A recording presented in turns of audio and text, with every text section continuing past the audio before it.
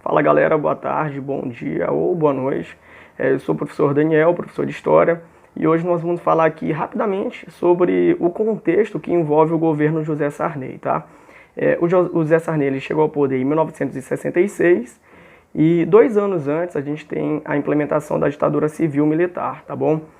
Então, galera, o que acontece? Durante o governo militar, a gente tem a derrubada, obviamente, do presidente João Goulart, famoso Jango, tá?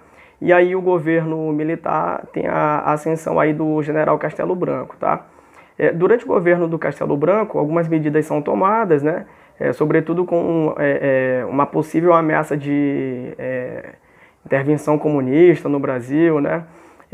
E aí a gente tem também a derrubada do projeto de reforma agrária do João Goulart e também da lei de remessas de lucro, que acabava limitando as empresas estrangeiras de arremeterem lucros para fora do Brasil, tá bom?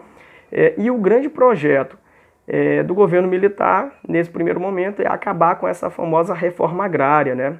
Que era um dos grandes lemas do governo do João Goulart. E aí, nesse contexto, o Castelo Branco se alia aos governadores para implementar esse projeto.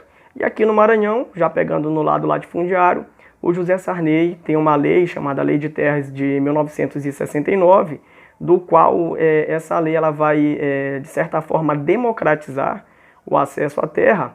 Contudo, essa democratização do acesso à terra fica limitado aí a ter capital, tá bom? Então, perceba, a democratização ela não é tão democrática assim conforme estava nos prelúdios lá desse projeto de lei, tá bom?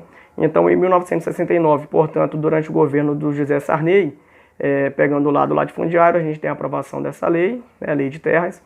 E o que acontece? A exploração, então, das terras, chamadas terras devolutas, que são terras do Estado, passam aí a ser compradas através de dinheiro, tá bom? Então, perceba, a reforma agrária acaba sendo barrada nesse contexto, tá bom? Então, para você ter terras no Maranhão, você tinha que comprar essas terras do Estado. E aí, obviamente, os grandes empresários, os grandes latifundiários vão ter aí o pleno poder para poder aumentar as suas terras.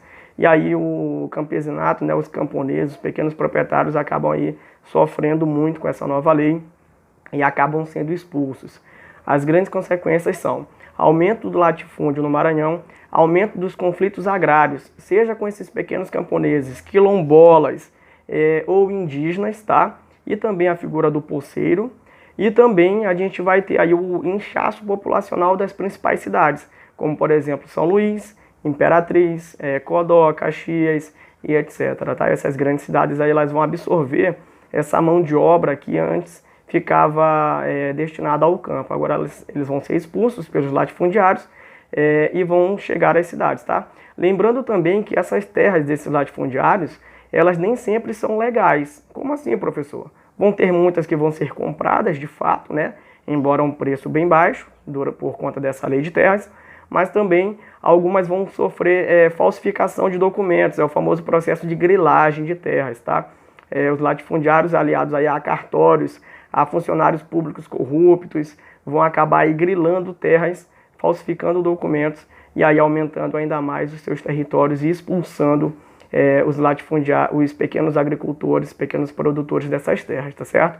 Então esse vai ser o início dos conflitos de terras do Maranhão, lembrando que o Maranhão é um dos piores estados para você ser um pequeno produtor e que mais sofre aí com o conflito agrário, tá bom? Então é isso, valeu galera, falou e fui!